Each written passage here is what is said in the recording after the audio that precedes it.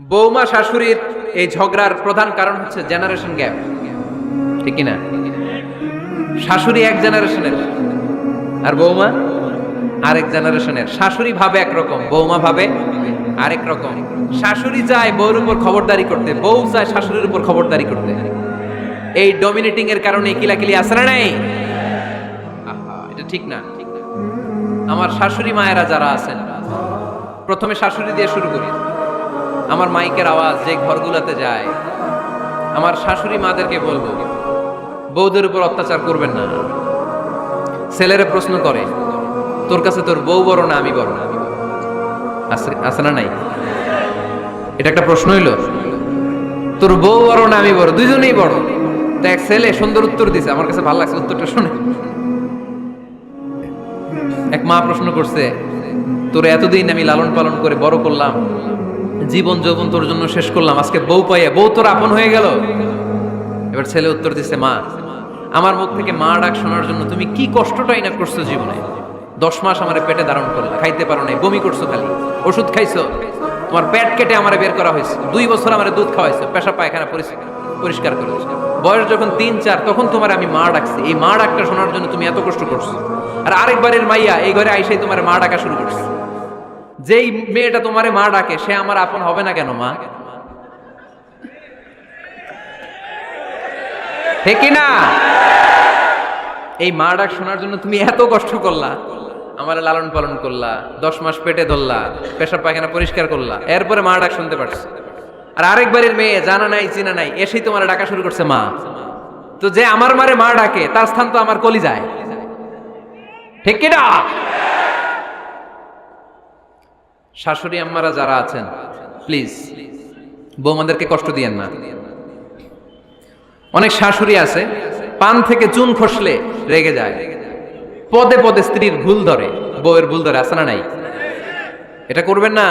সে তো নতুন, আপনার অনেক এক্সপিরিয়েন্স হতে তার সময় লাগবে। তাকে সময় দিন, তাকে ভালোবাসুন, ঠিক কিনা? না বুঝে সামান্যতে বৌমারে বদদোয়া দেয়, এরকম আছে না নাই? কিন্তু বুঝতে চায় না, বৌমারে যদি বদদোয়া দেয় তাহলে তার নিজ ছেলের পরিবারের ক্ষতি। পেটে ধরা যে ছেলে, ছেলের পরিবারের কিন্তু ক্ষতি, তার আপন নাতি নাতনিদেরই ক্ষতি। আওয়াজ করে বলেন ঠিক কি না? বৌমাকে বদদোয়া দিয়েন না। বৌমাকে নিজের মেয়ের মতো দেখবেন। সমাধান আমি দিচ্ছি। কেমন দেখতে হবে? নিজের মেয়ের মতো। নিজের মেয়ে সকালে ঘুম থেকে ওঠে 11টা, ওইটা সমস্যা নাই। বৌমা কেন উঠলো না, ওইখানেই ঝামেলা, আছে না নাই? মেহেরবানি করে আপনার বৌমাকে আপনার নিজের মেয়ের মতো দেখেন। নিজের মেয়েরে যেমনি আদর করেন তাকেও অমনি আদর করেন। আপনার বৌমারে যদি আপনি কষ্ট দেন, মনে রাখবেন আপনার নিজের মেয়েটাও আরেকবারের বউ হয়ে কয়েকদিন পরে যাবে। আপনি যা যা করবেন আপনার মেয়েকেও তারা ওই রকম কষ্ট দিয়ে বাড়িতে ফিরিয়ে দিবে। চিল্লায় বলেন ঠিক কিনা? খবরদার, টিট ফর ট্যাট। ইট্টি মারলে পাটকেলটি খেতে হয়। এজন্য শাশুড়ি আম্মা জানারা যারা আছেন, বৌমার সাথে খারাপ আচরণ করবেন না মেহেরবানি করে। তাকে আপনি কষ্ট দিলে আপনার নিজের মেয়েটাও আরেক বাড়ির বৌমা হবে, সেও ওই বাড়িতে এই কষ্টগুলো ভোগ করবে। এগুলো যখন আপনি শুনবেন তখন আপনার চোখ দিয়ে পানি পড়বে কি পড়বে না? পড়বে। এবার আসেন বৌমার কথা বলি।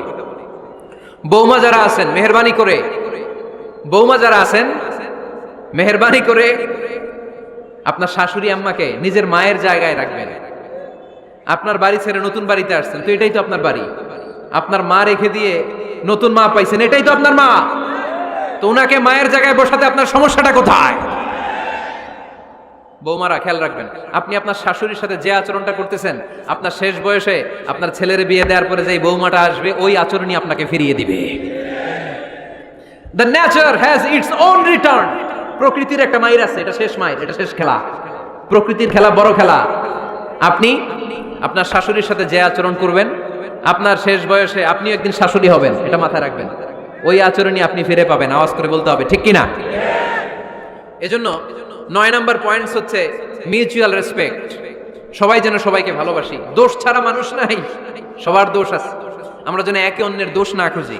বৌমারা, আপনাদের কেন যদি আমার মাইকের আওয়াজ যায়, অল্প কিছু টেকনিক অবলম্বন করলে আপনি আপনার শাশুড়ির মন জয় করতে পারবেন। শাশুড়িরা আসলে বেশি কিছু চায় না, আগের জামানার মানুষ তো, এদেরকে ওইভাবে হাত করতে হবে। মাঝে মাঝে একটু শাশুড়ির মাথায় তেল দিয়ে দেন, চুলে তেল দিয়ে দিবেন আর কি, মাঝে মাঝে চুল আশ্রয় দিবেন, এগুলো কিন্তু খুব পছন্দ করে শাশুড়িরা। ওনার প্রেশারটা একটু মেপে দিবেন, ডায়াবেটিক্সের ওষুধটা খাইলো কিনা সময় মতো খোঁজ নেবেন, কি পছন্দ করে খেতে একটু রান্না করে দিবেন। যেই বক্তার ওয়াজ শুনতে পছন্দ করে ওই বক্তার ওয়াজগুলো ডাউনলোড করে শাশুড়ি আম্মাকে দিবেন, ইসলামী বই দিবেন। দেখবেন বয়স্ক নারীরা মাহফিল যেতে খুব পছন্দ করে, ওয়াজ শুনতে খুব পছন্দ করে, নবীদের কাহিনীগুলো শুনতে পছন্দ করে। বসায় বসায় একটু কাহিনীগুলো শোনাবেন। বাইরে বেরোলে জিজ্ঞেস করেন, আম্মা আপনার কিছু লাগবে কিনা। আরেকটা টিপস আছে, চুল যখন আশ্রাবেন আর শাশুড়ির মাথায় যখন তেল দিয়ে দিবেন তখন অতীতের কথা জিজ্ঞেস করেন। দেখবেন অতীতের স্মৃতিতে হারিয়ে গিয়েছে আপনার শাশুড়ি। কি জিজ্ঞেস করবেন জানেন? জিজ্ঞেস করবেন, আম্মা জান মুক্তিযুদ্ধের সময় আপনার বয়স কত ছিল? ওই সময় মুক্তিযুদ্ধের সময় আপনাদের এলাকায় কি কি হয়েছিল মা? আরেকটা প্রশ্ন করবেন, মা বিয়ের সময় আপনি কেমন ছিলেন? ওই দিন দেখবেন বুড়ি আর বুড়ি নাই, জুয়ান হয়ে গেছে। ওই দিন বলবে, মা আমি অনেক সুন্দরী ছিলাম, আমার মাথায় অনেক চুল ছিল, আজকে নাই। আমগো গ্রামে আমার চাইতে সুন্দরী মাইয়া ছিল না। অতীতের স্মৃতিতে, স্মৃতি হাতরাতে হাতরাতে তিনি হারিয়ে যাবেন। জিজ্ঞেস করবেন যে, মা শীতকালে আপনাদের দেশে কি পিঠা বানাতেন আপনি যখন ছোট ছিলেন? আপনার বাপ চাচারা কি করতো? এগুলো জিজ্ঞেস করলে উনি স্মৃতির পাতা হাতরাতে হাতরাতে চোখ দিয়ে দাঁড় দাঁড় করে ওনার পানি ঝরতে শুরু করবে। আপনার জায়গায় ওনার হৃদয়ের মনি কোঠায় এমন জায়গায় পৌঁছবে আপনার ছাড়া উনি কিছুই বুঝবে না। বৌমারা এই অল্প কিছু টিপস অবলম্বন করে আপনারা আপনাদের শাশুড়ির মনকে জয় করতে পারেন। শাশুড়ি বৌমার দ্বন্দ্ব আমরা চাই না। আমরা চাই শাশুড়ি বৌমাকে নিজের মেয়ের মতো জানো, আর বৌমার শাশুড়িকে আপন মায়ের মতো ভালোবাসো, ঠিক কিনা? এই মিউচুয়াল রেসপেক্টই পারে শাশুড়ি বৌমার দ্বন্দ্বকে দূর করতে আর ঘরটারে শান্তি টুকরা বানাতে। আওয়াজ করে বলেন ঠিক কিনা? কয়টা গেল? আর আছে কয়টা? দোয়া করবেন একে অপরের জন্য। দোয়া সাইয়েদনা ইব্রাহিম ফ্যামিলির জন্য দোয়া করতেন, রব্বি জাআলনি মুকিমাস সালাতি ওয়া মিন যুররিয়াতি রব্বানা ওয়া তাকাব্বাল দুআ। ও আল্লাহ আপনি আমার নামাজ কায়েমকারী বানান, আমার কলিজার টুকরা সন্তান ইসমাইলকেও নামাজ কায়েমকারী বানান, আমার দোয়াটা আপনার দরবারে আপনি কবুল করে নেন। সুবহানাল্লাহ পড়েন। রব্বানা إني أسكنت من ذريتي بواد غير ذي زرع عند بيتك المحرم। ও আল্লাহ আমার সন্তান সন্ততি আমার ফ্যামিলিকে ধুধুমরু প্রান্তর এই উপত্যকার মধ্যে তোমার কাবা ঘরের সামনে রেখে গেলাম, তাদেরকে তুমি নামাজ কায়েমকারী বানিয়ে দিও। গোটা বিশ্বের সব মানুষের অন্তর আমার ফ্যামিলির দিকে আল্লাহ তুমি ঝুঁকিয়ে দিও।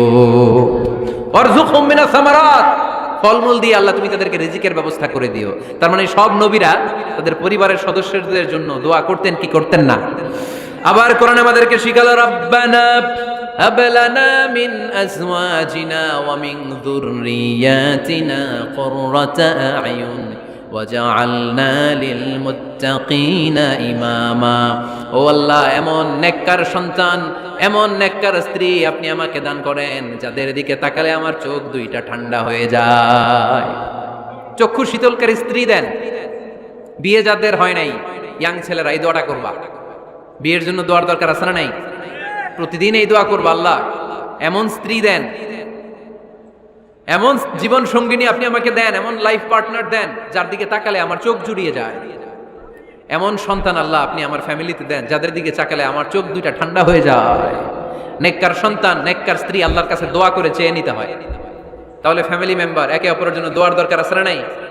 বাবা দোয়া করবে ছেলের জন্য, ছেলে করবে বাবার জন্য, মা দোয়া করবে মেয়ের জন্য, মেয়ে করবে মায়ের জন্য, ভাই করবে বোনের জন্য, বোন করবে ভাইয়ের জন্য। দোয়ার দরকার আছে না নাই? দোয়া করবেন সবাই সবার জন্য।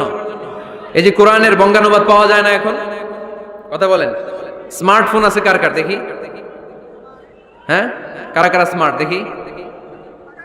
হাজার হাজার স্মার্ট, মাশাআল্লাহ। এই স্মার্টফোনের ভেতরে আল কোরআন নামে বাংলায় কোরআনের একটা অ্যাপস পাওয়া যায়। কথা বলেন, পাওয়া যায় কি যায় না?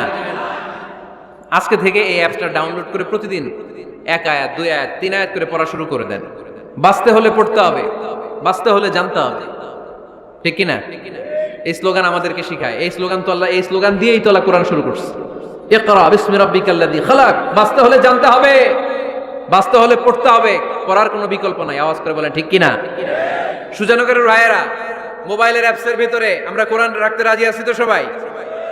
হাদিসের অ্যাপস ডাউনলোড করতে রাজি আছি তো? বাস রাজি আছি, ডাউনলোড করে রাখা দেবো, আর কেউ পড়বো না নাকি? হ্যাঁ, প্রতিদিন একটা আয়াত হলেও যেন আমরা পড়ি। আল্লাহ যা বলা দরকার সব বলে দিয়ে গেছে, নতুন করে আর কিছু বলবে না। আমরা যেন পড়াশোনা করি, আমরা যেন একটা পাঠাগার বানাই। আবারও কখনো আসার সুযোগ হলে আমি জিজ্ঞেস করবো, যদি আমার মনে থাকে, যে আপনাদের পাঠাগার আছে কার কার ঘরে। সেদিন সবার হাত তুলতে হবে, এমনি পারা যাবে তো? আল্লাহ তুমি তৌফিক দাও।